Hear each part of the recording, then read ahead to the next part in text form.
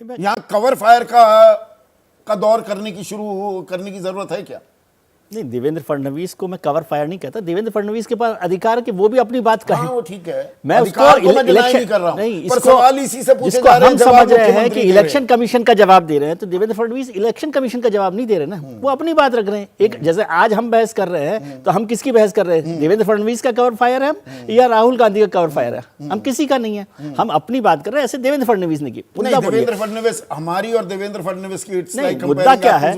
मुद्दा है कि वो महाराष्ट्र नामा, जहां पर हेरा फेरी के महाराष्ट्र नामा का जिक्र हो रहा है, वहां के मुख्यमंत्री हैं। वो इसलिए भी जरूरी है उनका जवाब देना, क्योंकि उससे उनकी इंटीग्रिटी पर भी सवाल खड़ा हो रहा है कि भाई ये फर्जी चुनाव जीतकर तो मुख्यमंत्री नहीं बने ना। लेकिन मैं उस पर नहीं जा रहा, मैं कह रहा हूं एक तो इलेक्शन कमीशन जो आंकड़े दे रहे हैं वो चुनाव आयोग ही दे देता, बात ही हाँ, वहीं पर मैं आ रहा हूं कि इलेक्शन कमीशन की सवाल तो ये कुल मिलाकर महाराष्ट्र का भी नहीं है ना, ये सवाल है इलेक्शन कमीशन। एग्जैक्टली।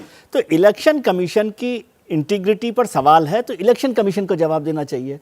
और मैं इस बात से कतई सहमत नहीं हूं कि पिछली बार जवाब दे दिया था। जितनी बार सवाल पूछा जाए, आप क्लास में रहते हैं तो बार बार आप सवाल पूछते हैं, बार बार जवाब देंगे। हाँ भाई, मैं बुद्धू तो हूं, हर मैं बार हूं, मैं थोड़ा सा और जानना चाह रहा हूं, हर बार जवाब दीजिए। दीजिए। और उसमें दिक्कत क्या है? यदि आपके फैक्ट्स फिगर सेम है तो उसमें कोई बात। अब दूसरी बात मैं बताता हूं आपको कि आपने कहा कि फडणवीस फैक्ट्स फिगर्स में देखिए, ये ना कोई भी चीज की क्रोनोलॉजी हमें समझनी होगी। आइसोलेशन में हम पूरी बात को कभी समझ नहीं पाएंगे।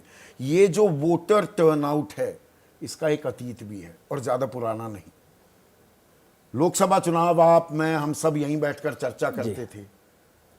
5-5, 7-7, 11 दिन बाद भी आंकड़े आए हैं। आखिर वो बड़े हैं। आखिरी आंकड़ा पहले, दूसरे, तीसरे चरण के तो 3 दिन, 4 दिन, 5 दिन, 6 दिन, 8 दिन, 10 दिन। तो ये तो सवाल थे ना, और वही सवाल तो आप पूछे जा रहे हैं। बिल्कुल। झारखंड में 2% हुआ ना सिर्फ फाइनल फिगर में फर्क, यहां 8% का फर्क है। It's not a small difference. बिल्कुल ठीक बात है। लेकिन उसके लिए भी एक लीगल आपके पास अपॉर्चुनिटी है, आप चले जाते हैं और उस पर काम कर दे। मैं दूसरी बात कह रहा हूं कि जैसे फडणवीस कर देना, नहीं, रबिश करने की तो बात ही नहीं है। रबिश किया ही नहीं, बिना हस्ताक्षर के और आप एक नोट जारी कर दें। एलओपी, देश का एलओपी अगर सवाल है ना, उनकी बात का सवाल का जवाब देना ही चाहिए आपको, है ना। मैं दूसरी बात बता रहा हूं, आपने कहा कामठे का जिक्र किया, फिर फडणवीस साहब ने 3 सीटों का जिक्र किया। अब इसको समझिए कि वोटर बढ़ते कैसे हैं, इसको समझने की जरूरत है। बिल्कुल। वोटर नॉर्मली जो हिंदुस्तान की प्रक्रिया ना, इतने आलसी है कि वो खुद वोट ही नहीं बनवाते अपना। जो पार्टी है, पॉलिटिकल पार्टी, वो अपने वोटर को, जो नहीं है उनके वोटर, जिनका वोट नहीं बना, उन सबके वोट वो बनवाकर लेकर आती है। तो जिन 3 विधानसभाओं का जिक्र कर रहे हैं आप, वहां पर उन पार्टी के जो लीडर्स होंगे, लोकल लीडर्स होंगे, उन्होंने वो वोट बढ़वाए और उसका नतीजा हुआ कि वहां पर वो सीट, सुन लीजिए एक सेकंड, उसमें वो 3 सीटें उन लोगों ने जीत ली। तो ये तो और प्रूव कर रही है कि भाई वहां पर आपने, भारतीय जनता पार्टी ने उन सीटों पर बढ़वाए जो राहुल गांधी कह रहे हैं। समझ रहे बात? कि जो 3 सीटों का जिक्र फडणवीस साहब ने किया है, वहां जिस पार्टी ने, चाहे वो उद्धव की पार्टी हो, शरद पवार, उनके लोकल लीडर्स ने बढ़वाए और उसका नतीजा क्या हुआ कि चुनाव का नतीजा बदल गया।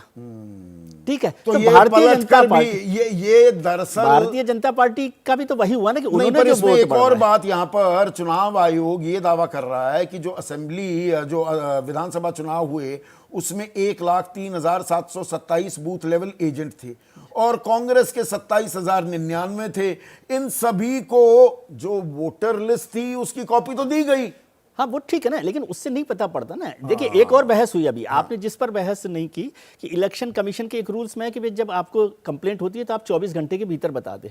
लेकिन जब पार्टी को ही या किसी को भी ये बाद में पता चला कि भाई गड़बड़ कब हुई है, तो उसके बाद आप शिकायत करेंगे नहीं, वो तो बहुत सी चीजों के तो आज तक पता ही नहीं कि चुनाव आयोग ने क्या कार्रवाई की। विनोद तावड़े पैसे लेते हुए पाए गए, बड़ी खबर बनी थी, क्या हुआ उसमें आज तक हमें पता नहीं। अशोक लवासा का उदाहरण मैंने इसीलिए दिया कि आचार संहिता के उल्लंघन के मामले में बड़े बड़े नेताओं पर क्या कार्रवाई की, और उसमें डिसेंट नोट अशोक लवासा ने लिखा था, उनको छोड़ के जाना पड़ गया चुनाव आयोग। इलेक्शन कमीशन के क्रेडेंशियल्स पर हमने बहुत चर्चा की है कि जब वो हेट स्पीच पर देंगे संदीप जी भाषण और नोटिस विजय त्रिवेदी को देंगे, तो वो तो अलग है। नहीं, नेता का तो वो नोटिस दिए गए मल्लिकार्जुन खड़गे और जेपी नड्डा को, और हेट स्पीच हो रही थी, आरोप लग रहे थे किसी और पर। उसका हुआ क्या? क्या चलिए उसका कोई हुआ, एक्शन हुआ है?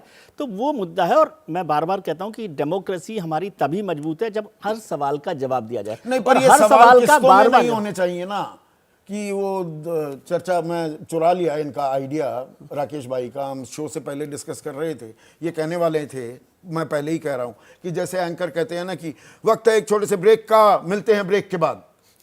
तो राहुल गांधी भी ऐसा ही करते हैं। ये जो इनकी एक्टिविज्म चलती है कि थोड़े सक्रिय हुए थे नवंबर दिसंबर में, तो इससे हेरा फेरी को लेके फिर बोले कि अब वक्त है एक ब्रेक का, नए साल में मिलेंगे। ठीक है, अब नए साल में मिल रहे हैं। ये तो राहुल गांधी उसका भुगत रहे ना कि वो ब्रेक के बाद मिलते हैं कि नहीं करते हैं, लेकिन उनसे उस सवाल की ताकत या जो गहराई है या गंभीरता वो खत्म थोड़ी होती है। सवालों की ताकत और गंभीरता नहीं खत्म होती आदेश, लेकिन भाई 15 मई को सभी राष्ट्रीय दलों को अगर चुनाव आयोग बुलाता है, कांग्रेस नहीं जाती।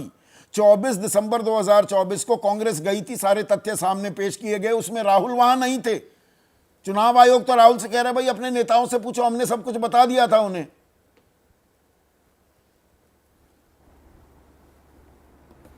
देखिए, सबसे पहले तो ये जो सवाल है नेता प्रतिपक्ष का, ये ईवीएम के ऊपर नहीं है। उनका ये सवाल है कि चुनाव में गड़बड़ी हुई है। दूसरा, कांग्रेस पार्टी हरियाणा में भी हारी थी, लेकिन वहाँ उन्होंने कोई ऐसा सवाल खड़ा नहीं किया जहाँ ये कहा हो कि वोटर परसेंटेज बढ़ गया या वोटर बढ़ गए हैं। राहुल गांधी ने जो ये लेख लिखा है, ऐसी ही एक प्रेस कॉन्फ्रेंस हुई थी, मुझे लगता है फरवरी में, कॉन्स्टिट्यूशन क्लब में दिल्ली में, जहां उन्होंने तमाम ये सवाल पूछे थे और उसी प्रेस कॉन्फ्रेंस को इलेबरेट करके ये लेख लिखा गया है। तो इतना विलंब क्यों कर देते हैं? इतना समय क्यों ले लेते हैं? फरवरी से वो जून में फिर याद आता है। इसमें थोड़ी टाइमिंग की दिक्कत नहीं है क्या आदेश? मैं बताता हूँ। मैं बताता हूँ। जब उन्होंने ये प्रेस कॉन्फ्रेंस की तो उसके बाद जो भी जवाब इलेक्शन कमीशन ने दिया, उसके बाद राहुल गांधी ने ये तय किया कि हमारे कुछ सिलेक्टिव नेता को ये असाइनमेंट दिया गया कि आप हाई कोर्ट जाइए, और हाई कोर्ट के जरिए जो ऑर्डर आया उसके बाद इन्होंने ये मांग की कि आप वहाँ की सीसीटीवी फुटेज या वोटर लिस्ट फोटो के साथ हमें साझा कीजिए, लेकिन उसके बावजूद भी इलेक्शन कमीशन ने नहीं की।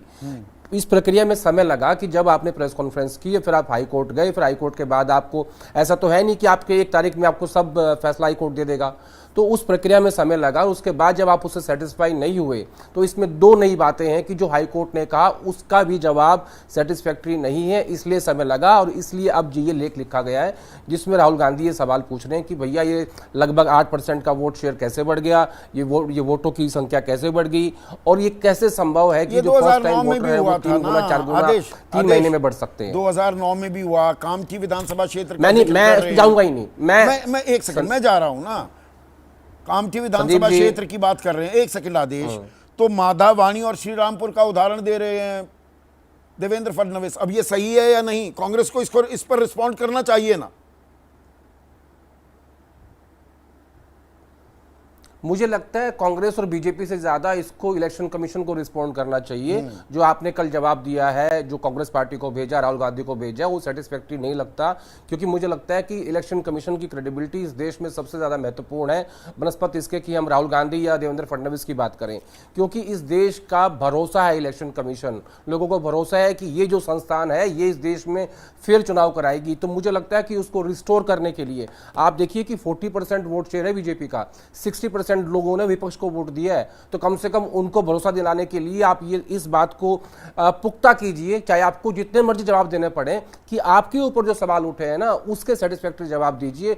तब जाके मुझे लगता है कि इलेक्शन कमीशन की क्रेडिबिलिटी रिस्टोर हो पाएगी, क्योंकि आज भी लोगों के मन में शंका है। और मैं आपसे 1 मिनट और लूंगा।